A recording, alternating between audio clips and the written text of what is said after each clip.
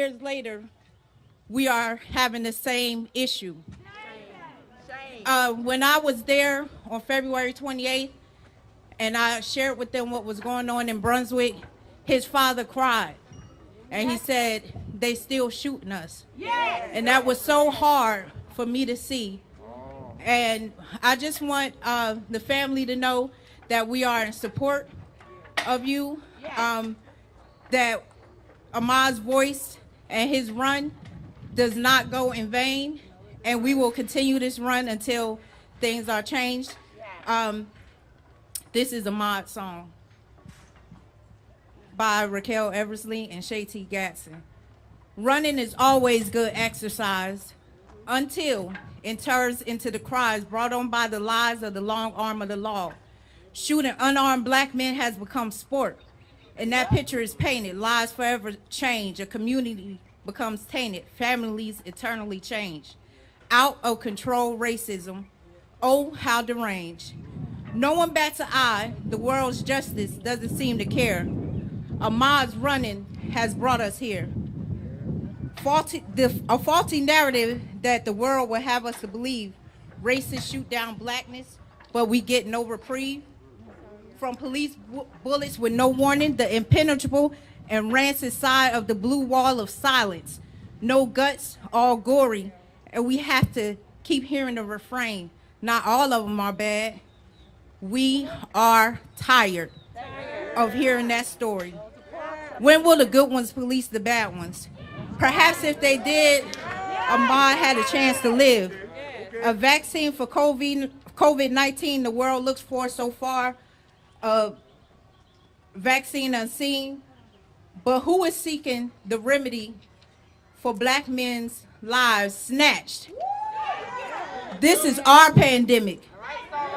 It is our nightmare. As the world sleeps, hashtag I run with Ahmaud. Hashtag let our sons run. We'll wake up the world with our unending screams. Thank you.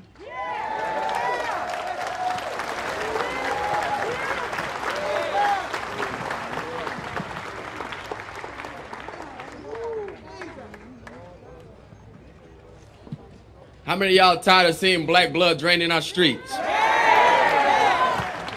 Y'all don't seem like y'all tired. How many of y'all are tired of black blood draining in our streets? You know, as we prepare for this, as we bring up Miss Julie Jordan, as we prepare for this, they told us, they said, be careful, be safe, make sure that you take every precaution. But the reality is, in the black body, all you can do is literally walk outside and you are a victim.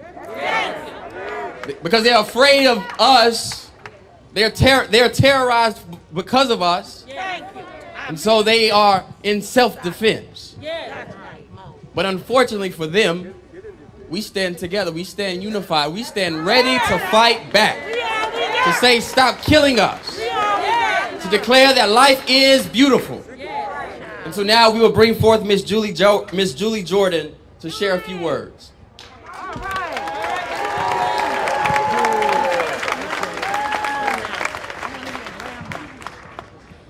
I stand with all of you today to be thankful that arrests have been made. Arrests that took way too long to happen. I'm thankful, but I'm also here to stand with all of you to demand continued justice for Ahmaud Arbery. We demand the resignation of Jackie Johnson.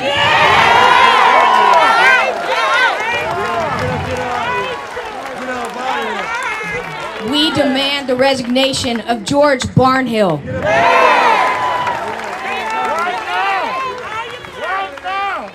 We are also here to lift up Ahmaud's mom, his family, his friends, and our community.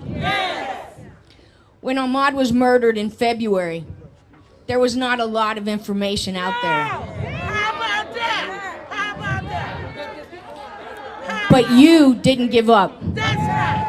We didn't give up. The community didn't give up. We knew the truth, and we were not going to be silenced. Questions were asked, calls to action were made, and you, all of you, stepped up to make the difference. We can't stop now. Yes. I want to thank the GBI for the swift action.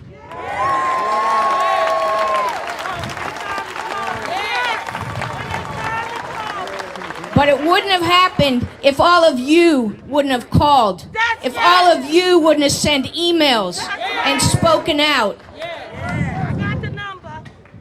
I am just so proud to be one of hundreds and eventually thousands of people from Brunswick, from Glenn County, from Georgia, and the nation to demand justice for Ahmaud. Let's all keep running with Ahmaud until justice is served. Thank you.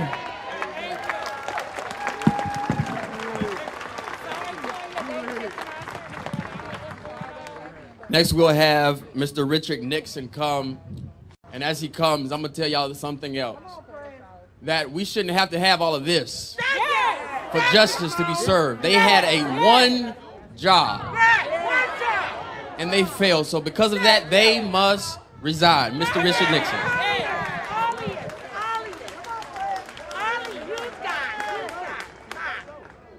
Good morning, everyone. Good morning. Good morning, everyone. Just say good morning.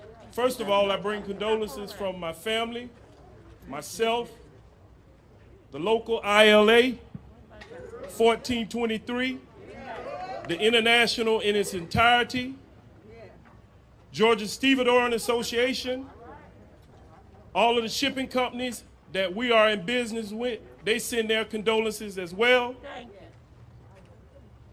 Before I go any further, I want to say to you all, this is not a celebration. No. This is not a celebration. This is not a celebration. This is just a step in the right direction. Ahmaud Arbery is standing out there amongst you right now. Look around. Look around next to you. There are a lot of Ahmaud Arbery's out here.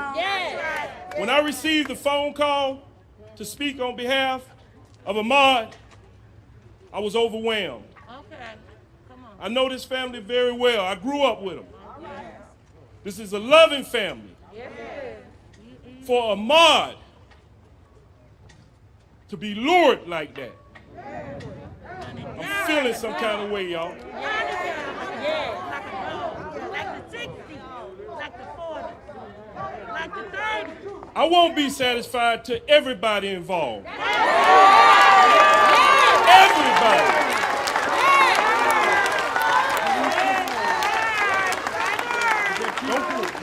Don't get excited about the arrest you saw the other day. That's right. Everybody involved.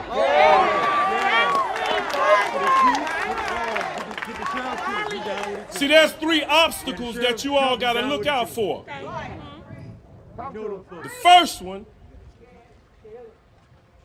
is the bail bond. Is there a possibility somebody could get a bond? Ex-cop.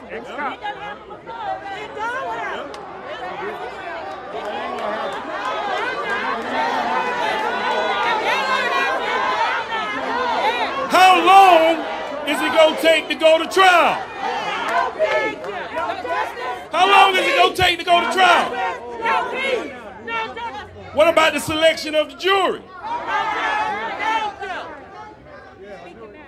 That's right.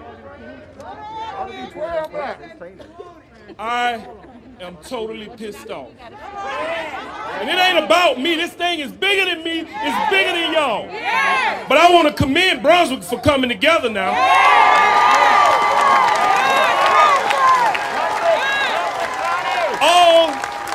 All of the violences that's happening all over the world, little old Brunswick came together and made a difference.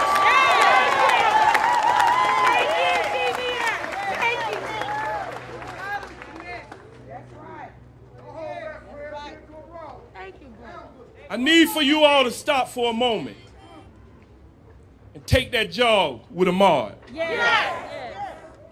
Going about his business, doing what he normally do and enjoy. Normally do. Normally. Unbeknownst of what he gonna run into. No,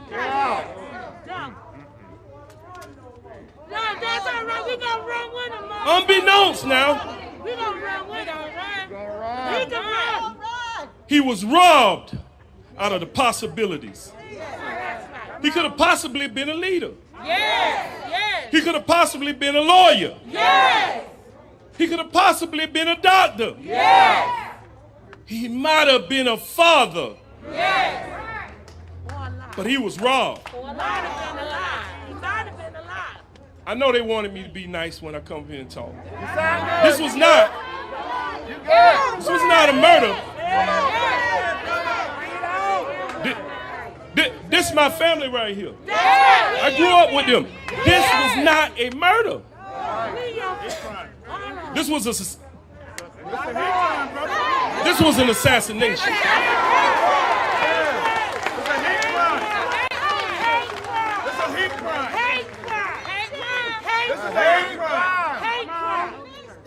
If you all really want to represent Ahmad, you need to start showing up to meetings. That's right. You need to make sure that when the trial happens, you come. The most important factor in this thing that will throw all of you off is time. If it take a long time, you will forget. You'll go about your daily business. Don't even speak that. You will mention it from time to time, but if you stay engaged, We here. you can push this thing. I personally will not be satisfied until justice is totally rendered. And I will not just stop right here. I'm going to always run with Ahmad.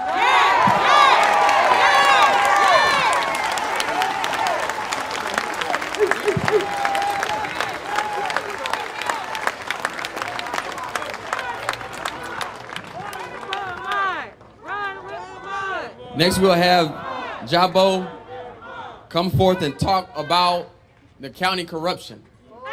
Because the reality is, this isn't the first case. And there's so much more who are out there who are waiting for justice. And so we're going to hear from him at this time.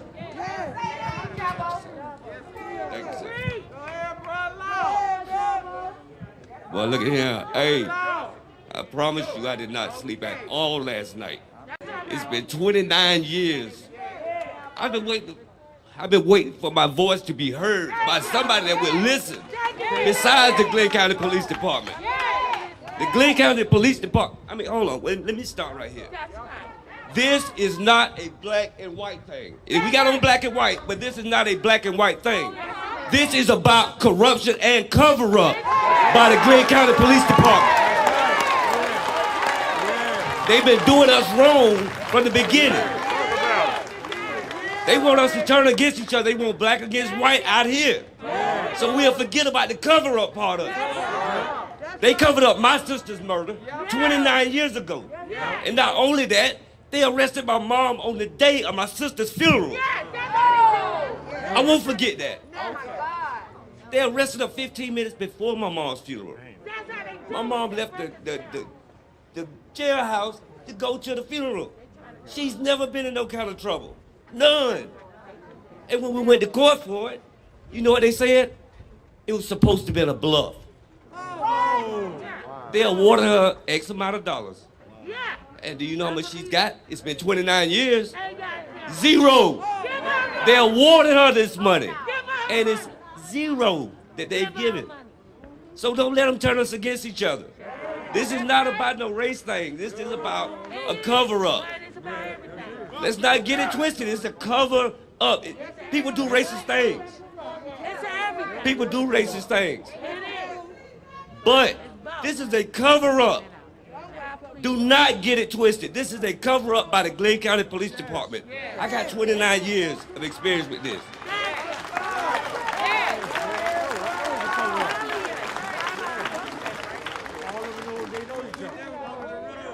I'd like to say happy birthday to Ahmad. I'd like to give my condolences to the Avery family. They stuck by us. It's been 29 years. They know. It's been a short time for them. But how long did it take for them to make an arrest? This was headed for a cover-up. And when they called GBI in, when they called GBI in, don't get too excited. They called GBI in on my case too. But they covered it up. Do not let them cover it up. Don't forget about the cover-up. They want to be charged with what? Murder and aggravated assault. If you get a jury that's hung up on the murder, all you got is aggravated assault.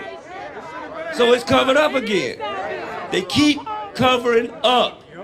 Do not let them cover up no more. It's been 29 years. That's my brother. The J-A-B-O, as we call him. And he's talking about my sister, my baby sister. And it's a sad story. And it's hurtful. And every time I remember her funeral, I have to remember the day that my mother was taken to jail. A lady that doesn't do anything to anybody. And when they came to the house with a traffic ticket saying that they were going to take my mom to jail. What was on that traffic ticket said interference with child custody of a child that was in my mom's house the entire time from birth to the incident. So she knew nothing about this. I asked them, what can we do? Can you wait until after the funeral? They said, what you can do, little lady, is just shut up, try to get somebody down to the courthouse to bond your mama out so she can make the funeral. That's how bad it was. But that's not really how I wanted to start what I wanted to say. First, I want to thank God for the opportunity to be standing here, because that's the first thing I have to do. And I want to thank God for not only having the opportunity to stand before you, but also the opportunity to say that an arrest was made. Because my speech didn't start off that way either until last night. But I just wanted to say that I grew up in this town. This is my hometown. I left this town. I started my career in this town. Then I left this town, built a career, and returned back to this town. I remember growing up at the Dairy Queen when there was a black and white window. I remember when Walgreens, sorry, it's not even Walgreens, it's Woolworths. See, I was so young, I got all the W's mixed up.